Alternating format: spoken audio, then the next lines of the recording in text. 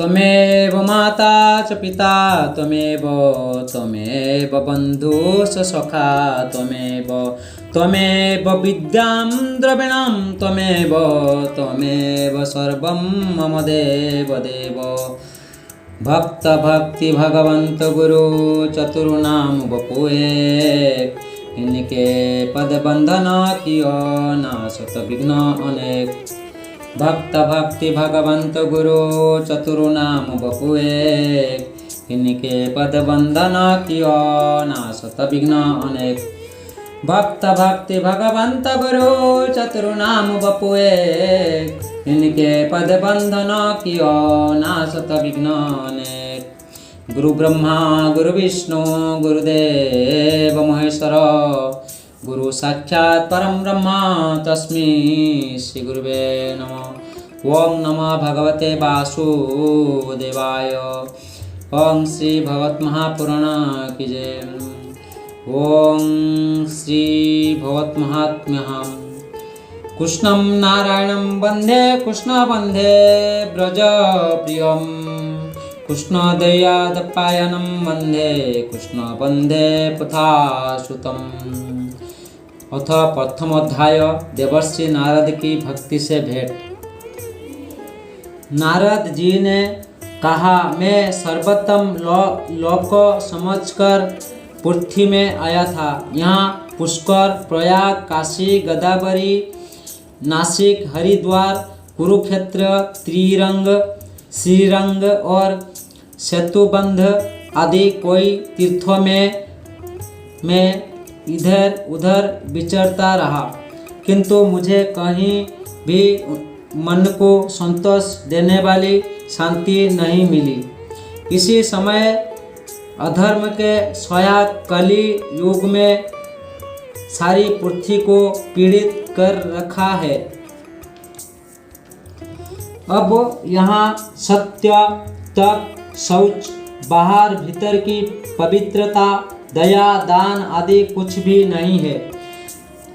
बेचारे जीव केवल अपना पेट पालने में लगे हुए हैं। वो असत्यभाषी, आलसी, मंदबुद्धि, भाग्यहीन, उपद्रवग्रस्त हो गए हैं।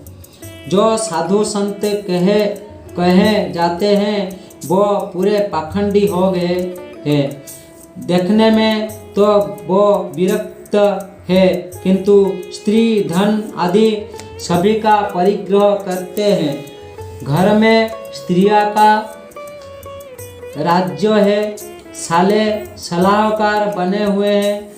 लोभ से लोग कन्या विक्रय करते हैं और स्त्री पुरुष में कलह मचा रहता है।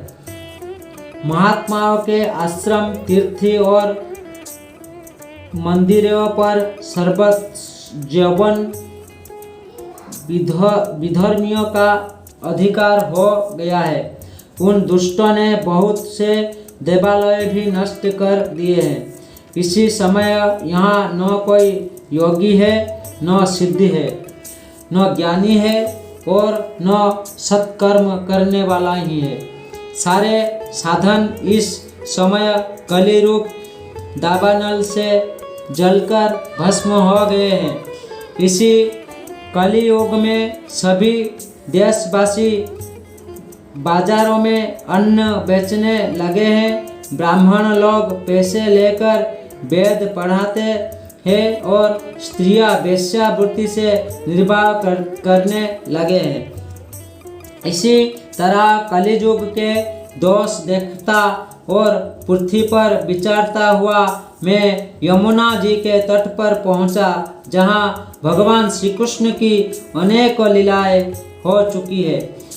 मुनिवर सुनिए, वहाँ मैंने एक बड़ा आश्चर्य देखा। वहाँ एक युवती स्त्री खिन्न मन से बैठी थी।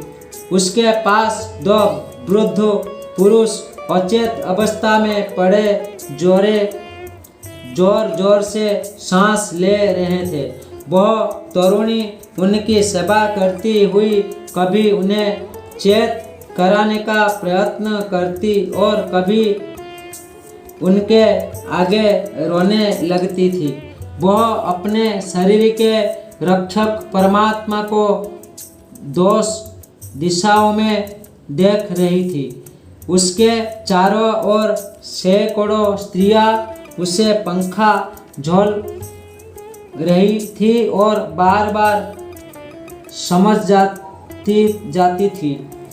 दूर से यह सब चरित्र देखकर मैं कुतूहल बस उसके पास चला गया। मुझे देखकर वह युवती खड़ी हो गई और बड़ी व्याकुल होकर कहने लगी।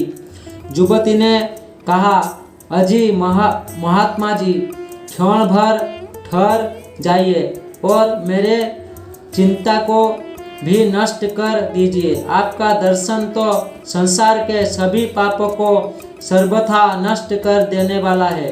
आपके वचन से मेरे दुख की भी बहुत कुछ शांति हो जाएगी। मनुष्य का जब बड़ा भाग्य होता है तभी आपके दर्शन हुआ करते हैं। नारद जी कहते हैं, तब मैंने उस स्त्री से पूछा, देवी तुम कौन हो? ये दोनों पुरुष तुम्हारे क्या होते हैं और तुम्हारे पास ये कमल नयनी देवियाँ कौन है? तुम हमें विस्तार से अपने दुख का कारण बताओ। युवती ने कहा, मेरा नाम भक्ति है। ये ज्ञान और वैराग्य नामक मेरे पुत्र है। समय के फेर से ही ये ऐसे जर्जर हो गए हैं। ये देवियाँ गंगा जी आदि नदियाँ हैं। ये सब मेरी सेवा करने के लिए ही आई है। इसी प्रकार साक्षात देवियों के द्वारा सेवित होने पर भी मुझे सुख शांति नहीं है।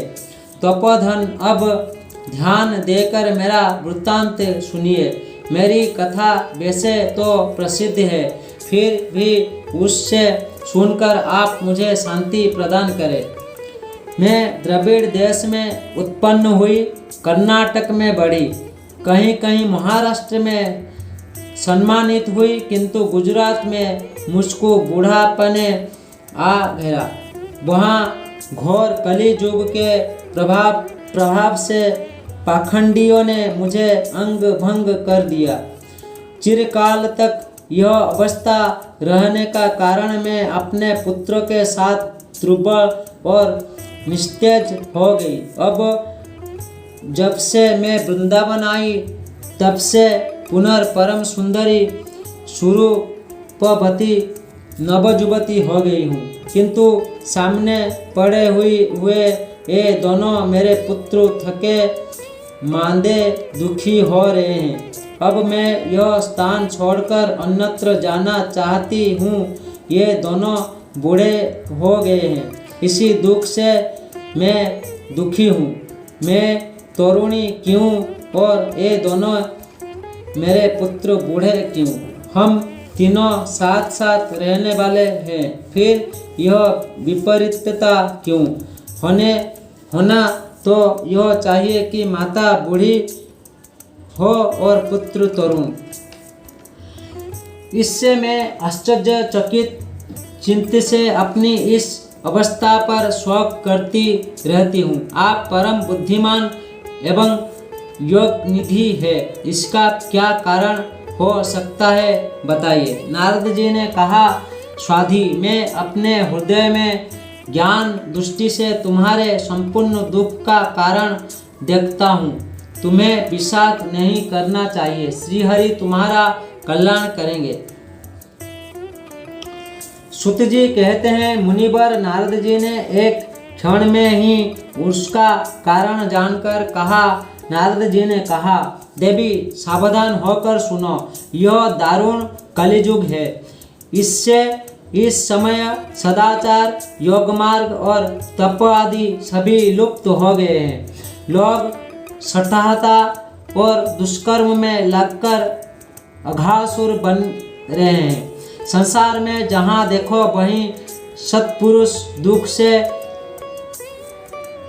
म्लान है और दुष्ट सुखी हो रहे हैं। इसी समय जिस बुद्धिमान पुरुष का धैर्य बना रहे वही बड़ा ज्ञानी है, वो पंडित है। पृथ्वी क्रमशः प्रति वर्ष शेष जी के लिए भार रूप होती जा रही है। अब यह छूने योग्य तो क्या देखने योग्य भी नहीं रह गई है और न इसमें कहीं मंगल ही दिखाई देता है। अब किसी को पुत्र के साथ तुम्हारा दर्शन भी नहीं होता। विषयानुराग के कारण अंधे बने हुए जीवों से उपेक्षित होकर तुम जर्जर हो रही थी। वृंदावन के स्वयं से तुम फिर नवीनी तरुणी हो गई है। अतः यह वृंदावन धाम धन्य है, जहाँ भक्ति सर्वत्र नृत्य कर रही है। परंतु तुम्हारे इन दोनों पुत्र का यहाँ कोई ग्राहक नहीं है, इसलिए इसका बुढ़ापा नहीं छूट रहा है।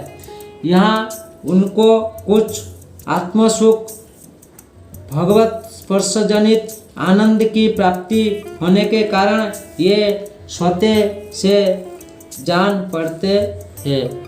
वृंदावन धाम जय वृंदावन धाम जय वृंदावन